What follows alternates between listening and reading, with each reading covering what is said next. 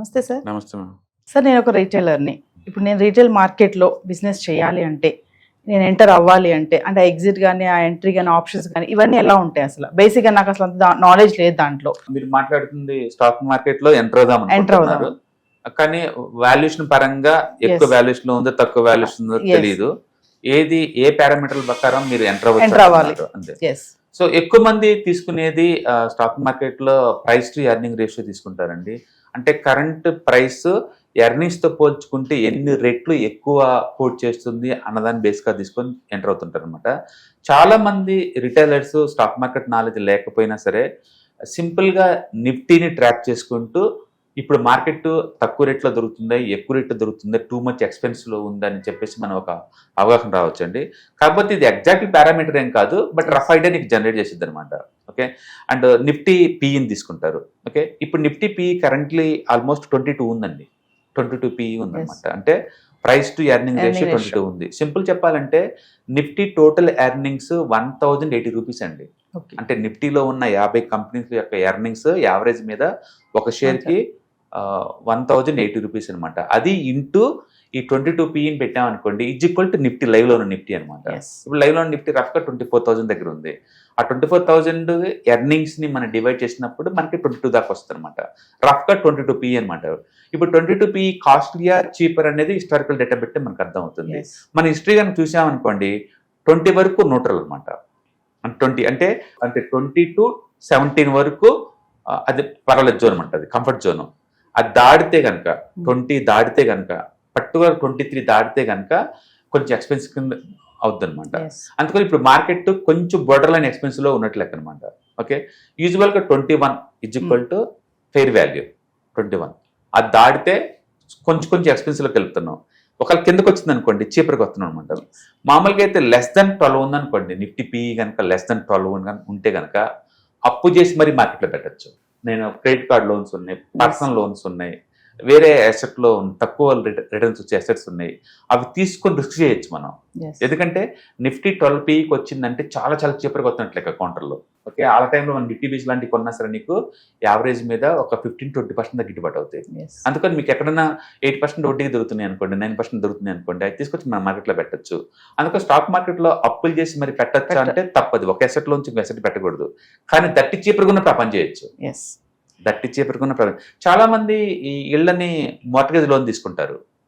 Mortgage loan తీసుకున్నప్పుడు నీకు 10% అలా దొరుకుతాయి. బయట రూపాయన్నర వడ్డీగా 2 రూపాయల వడ్డీగా ఇస్తారు. అది వాళ్ళ డబ్బు కాదు, మార్ట్గేజ్ లోన్ పెట్టంగా వచ్చిన డబ్బు అనమాట. అట్లా చాలా మంది చేస్తారు ఆ పని. అట్లా తక్కువ రేట్ వచ్చేసరి డబ్బులు తీసుకొని ఎక్కువ రేట్ చోట రొటేట్ చేస్తూ ఉంటారు. జపాన్లో వడ్డీ తెచ్చుకారు, ఇండియాలో కంపెనీకి వడ్డీకి ఇస్తారు పెద్దలు కూడా, కంపెనీస్ కూడా అట్లా అనమాట. కాబట్టి నిఫ్టీ కనుక బిలో 12 కానీ పీఈ కనుక వస్తే కనుక ఆ టైంలో వేరే అసెట్లో మనీ తీసుకొని మరీ అప్పు చేసి పెట్టచ్చు అనమాట. అది ఓకే. అదే 15 to 20 ఉందనుకోండి, ఫిక్స్డ్ డిపాజిట్ లాంటి క్రాక్ చేసి మరీ పెట్టచ్చు. 15 లోపు కనుక పీఈ కనుకుంటే ఫిక్స్డ్ డిపాజిట్ క్రాక్ చేసి పెట్టచ్చు. అది రిస్కీ, రివార్డ్ వర్త్ అనమాట. అదే నీకు 17 పీఈ ఉందనుకోండి, పర్వాలేదు మార్కెట్, అంటే వేరే అసెట్లో క్రాక్ చేసి అంత కాదు, కానీ ఉన్న డబ్బు ఉంటే కనుక మనం పెట్టుకుంటూ పోవచ్చు. అప్ టు 21 వరకు అనమాట. 23 దాటుతుంది అనుకోండి, మార్కెట్ కొంచెం ఓవర్ వాల్యుయేషన్కి వస్తుంది, తక్కువ పెట్టండి, స్లో చేయండి అని అర్థం. అదే నీకు 26 దాటింది అనుకోండి, market already too much valuation జోన్లోకి వెళ్తుంది, కొంచెం రెస్ట్ తీసుకోండి, కొత్త డబ్బు పెట్టద్దని అర్థం. 26 దాటింది అనుకోండి, ఇక మార్కెట్లో ఉంటే కన్నా సర్దుకుని బయటకు వచ్చేయని అర్థం. అంటే ఎసెట్ క్లోజ్ చేసుకొని బయటకు వచ్చాయనమాట. అందుకని ఇండియన్ స్టాక్ మార్కెట్ హిస్టరీ కనుక చూసుకుంటే 29 పీఈ దాటి మార్కెట్ సస్టైన్ అవ్వాలి ఇంతవరకు లాస్ట్ 20 years లో. Exemption only Covid time. Covid అప్పుడు ఏంటంటే వరల్డ్ వైడ్గా అన్ని గవర్నమెంట్స్ ఎంప్లాయీస్కి ఒక 9 months సాలరీ టోటల్ ఫ్రీగా ఇచ్చారు, వర్క్ చేయకపోయినా సరే.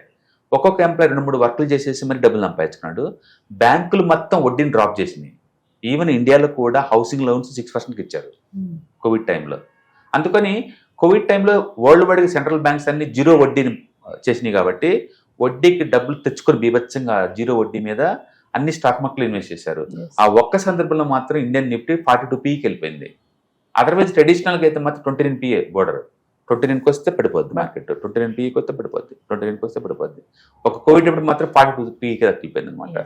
ఇప్పుడు లైవ్ లో మాత్రం పీఈ 22 ఉంది అనమాట. 21 హిస్టారికల్ యావరేజ్. అంతకన్నా తక్కువ వస్తే డిస్కౌంట్, అది దాడితే ఎక్స్పెన్స్. అందుకని స్టాక్ మార్కెట్లో ఎప్పుడు అగ్రెసివ్గా ఉండాలి, ఎప్పుడు కన్జర్వేటివ్గా ఉండాలి, ఎప్పుడు అసలు బయటకు పోవాలంటే నిఫ్టీ కనుక బిలో 12 కనుక వస్తే అప్పు తీసి పెట్టచ్చు. నిఫ్టీ 15కి వస్తే కనుక మన వేరే బ్యాంక్ డిపాజిట్స్ ఉంది ఇంకో క్రాక్ చేసి పెట్టచ్చు. అప్ టు 21 దాకా పెట్టచ్చు. 21 దాటితే మళ్ళీ కొంచెం కన్జర్వేటివ్గా ఉండాలి. అండ్ 29కి వస్తే అసలు మార్కెట్లో నుంచి చాలా వరకు బయట తీసేసుకొని మనం బయటకు వెళ్ళిపోవచ్చు. కాకపోతే స్టాక్ మార్కెట్లో స్టాక్స్ మాత్రమే కాదండి, గోల్డ్ ఉంటుంది, గోల్డ్ ఈటీఎఫ్స్ ఉంటాయి, రియల్ ఎస్టేట్ ఉంటుంది, రియల్ ఎస్టేట్ ఇన్వెస్ట్మెంట్ ట్రస్ట్ ఉంటాయి, డెట్ ఫండ్స్ ఉంటాయి, డెట్ మ్యూచువల్ ఫండ్స్ ఉన్నాయి కదా, వీటిలో కూడా షిఫ్ట్ చేసుకోవచ్చు మీరు. అంటే స్టాక్ మార్కెట్ నుంచి దూరంగా పోవడం అంటే కంప్లీట్గా స్టాక్ మార్కెట్లో అన్ని క్లోజ్ చేయడం అని కాదు. ఈక్విటీ అసెట్స్ నుంచి వేరే అసెట్ మూవ్ చేయండి స్టాక్ మార్కెట్లోనే. ఈక్విటీ నుంచి డెట్ కానీ, ఈక్విటీ నుంచి గోల్డ్ కానీ, ఈక్విటీ నుంచి రియల్ ఎస్టేట్ ఇన్వెస్ట్మెంట్ ట్రస్ట్ కానీ షిఫ్ట్ అయ్యారనుకోండి, మార్కెట్ పడ్డా మనం ఈక్విటీలు లేం కదా, మనకి ఎఫెక్ట్ అవుతుంది అనమాట. అందుకని ఈక్విటీ ఇన్వెస్ట్మెంట్స్ ఎప్పుడు కూడా నిఫ్టీ 12కి వస్తే భారీగా పెట్టచ్చు, 20కి వస్తే స్టిల్ పెట్టచ్చు, 21 దాటితే తక్కువ పెట్టాలి, 29 దాటితే మాత్రం ఈక్విటీలు ఎంత తగ్గించుకుంటే అంత బెటర్ అనమాట. అందుకని నిఫ్టీ యాజ్ ఏ పారామీటర్గా తీసుకుంటే కనుక మీకు మంచి ఐడియా జనరేట్ అవుతుంది. బట్ ఇది ఫిక్స్డ్ రూల్ అయితే కాదు, ఎందుకంటే హై గ్రోత్ ఉన్నప్పుడు హై పీఈలు అనేది మామూలు విషయమే. అందుకని పీఈ అలోన్ సరిపోదు, కానీ బట్ జనరల్గా రిటైలర్స్కి ఈ రూల్ సరిపోతుంది. ఇప్పుడు ప్రస్తుతానికి అయితే 22 పీఈ ఉంది. Thank you.